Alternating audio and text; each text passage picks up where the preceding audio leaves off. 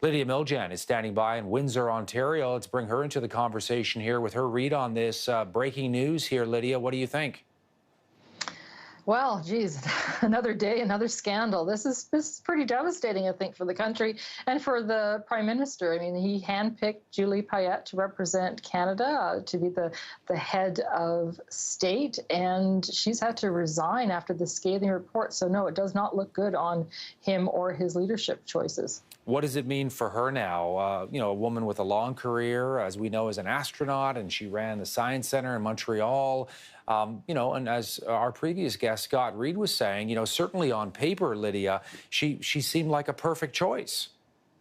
Yeah, no, I'm sure it's terrible for her personally. I mean, you'd think that you'd be at the height of your career being appointed the Governor General of Canada, and to have to resign under these conditions, basically conditions of your own making, to be accused of having a toxic work environment. I mean, some of the stories I've read about people, leaving her office at least once a week in tears, it just shows bad management and bad sort of personal I don't know. Just the way she deals with problems is not the way you would want the Queen's representative in Canada to approach people in her office. I mean, I get what Scott was saying about how in politics people get upset and they throw binders. I don't think I'd put up with anybody throwing a binder at me, but I could almost understand that in terms of the political realm. But let's face it, this is the Governor General. It's ultimately a ceremonial position. You get to shake hands with people. You get to be the nice person in the room. I don't understand why she would have such an exacting style and why that of any office within the government would be the one that's most toxic. You think that would be the one where they'd be singing Kumbaya every day. Yeah, no, you raise a great point, and I'm glad you mentioned that. The idea that in her role, largely, almost entirely ceremonial, that, Julie Payette to be accused of creating a toxic environment where people were leaving the office crying, people resigned, they couldn't work there, they said, because of just an awful workplace situation, to be kind of in that situation as well, not good. The fact that there was an investigation triggered in July, I wonder what went through your mind when you heard that news, that in fact it had reached the level that the Privy Council was now saying, okay, we need to look into this. We're going to appoint an independent body to take a look at what's really going on behind the scenes at Rideau Hall.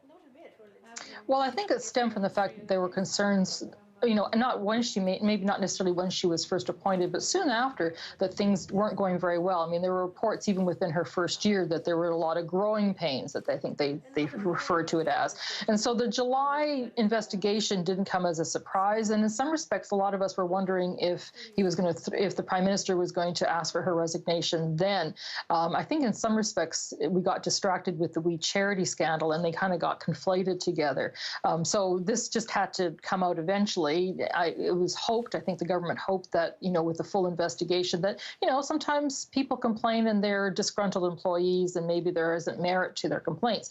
But obviously, this independent report came up with the exact opposite conclusion, that in fact, there was a toxic work environment, and it's an untenable position for the government. We have legislation that says we will not tolerate workplace harassment. And clearly, this looks like a lot of harassment was happening. And so I think in some respects, it's a good thing because it elevates the concerns that a lot of people have in workplaces across the country, and it shows that there is the same standards going to be applied to the Governor General as it would with any other workplace. So there could be a silver lining in this, in that the government did get her resignation and we can now move forward. And I remember stories, years past about Julie Payette when she was a Governor General.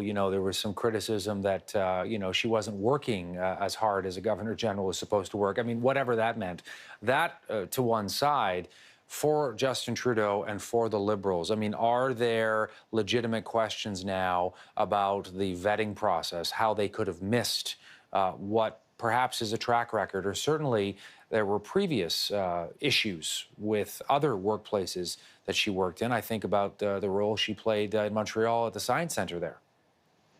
Yeah, so there's one of two things. Either they didn't vet her, or they ignored the vetting, or they thought they could gloss over it. Because she's such a spectacular Canadian astronaut, scientist, francophone, a woman. I mean, they might have thought that those things trumped any skeletons per se in her closet. I do remember back when they were making the decision, though, and I think it's quite instructive because it was all part of the conversation about reconciliation with Indigenous people. And at that time, there was rumors that perhaps they were going to go for an Indigenous Governor General. And I guess I was surprised at the time that they chose Julie Payette over an Indigenous person, because I thought that would have been a much better signal if if the government's about symbolism and showing through their actions how they want to achieve certain policies, that might have been a better choice. But I think that at that time they were probably more interested in presenting the feminist agenda than necessarily the Indigenous agenda, at least through that one appointment. And maybe this is an opportunity for them